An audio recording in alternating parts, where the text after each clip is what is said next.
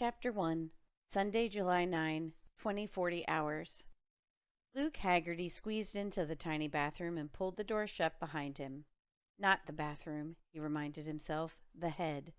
Luke knew he'd been sentenced to this boat for the next month. What he didn't know was that it was going to be a never-ending vocabulary lesson.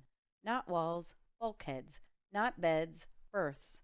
The kitchen was a galley, a room was a cabin, and who cared? Sudden pounding on the door. Was it still called a door? "What are you doing in there?" growled the voice of Mr. Radford, the Phoenix's first mate. "Writing an opera? Let's go, Archie." Luke reached for his belt and bashed his elbow against the small sink. This bathroom, head, was a shoebox. Ow! More pounding. "You okay, Archie?" "My name is Luke." Even as he said it, he knew it was a waste of breath.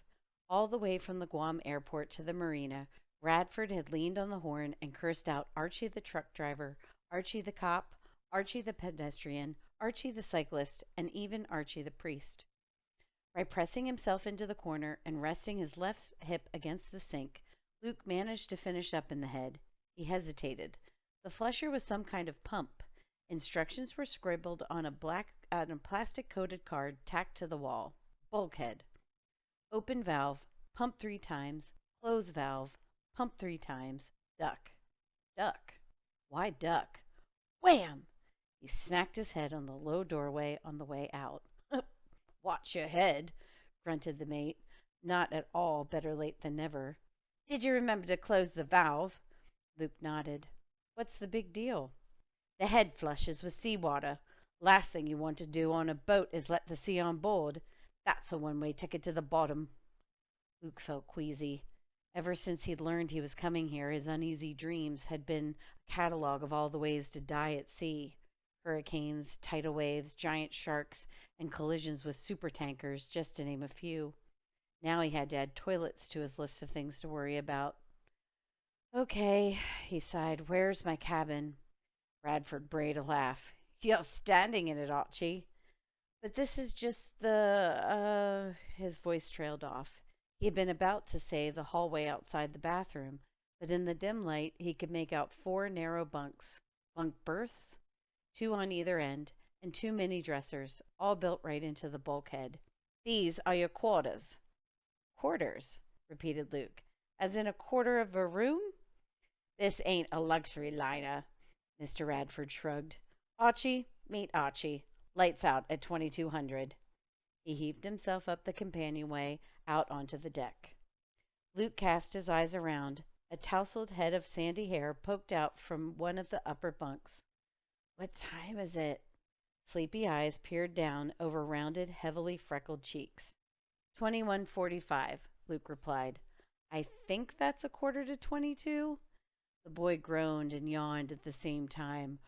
"My system is totally messed up. I was on planes for 21 hours to get here." "Tell me about it," said Luke, beginning to fill a narrow drawer with the contents of his duffel bag. "Why Guam?"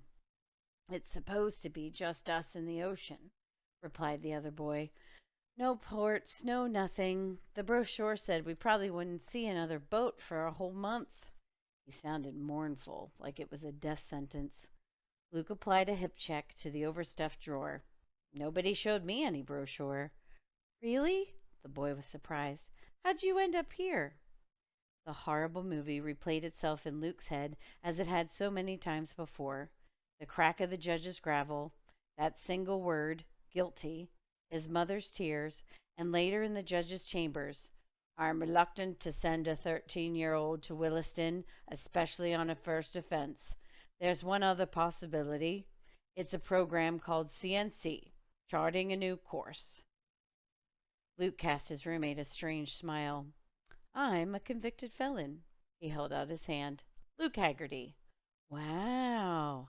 The boy's eyes widened. "I'm only here because I fight with my sister. I'm Will," he added, shaking hands. "Will Greenfield." "Fight with your sister?" Luke raised an eyebrow. "So your parents had to put an ocean between you?" "Nah. She's in the girls' cabin next door. I guarantee you'll hate her. I should have been an only child." Luke laughed shortly. "I am an only child. It doesn't help. If you don't have any brothers and sisters, your parents are on your case extra. The lights flashed once and winked out, except for the dim glow from the porthole. The cabin was in total darkness. Well, I guess I've decided to go to sleep, Luke said sarcastically. He established himself on the lower berth, on the opposite side of the room. Uncomfortably, he curled up in the coolest spot he could find. For a few minutes, the only sound that could be heard was the creaking of the mooring lines and the soft lapping of water against the hull. Then, "What felony?" Will asked. Luke laughed without humor. "Not murder, if that's what you're worried about." But even as he said it, the voice of the prosecutor was ringing in his ears. "Felony possession of a firearm." "Come on," coaxed Will. "I told you while I'm here. What was it? Breaking and entering? Vandalism. I know. Assault." "That'll be my next felony," yawned Luke. If I ever get my hands on the boy who put that gun in my locker."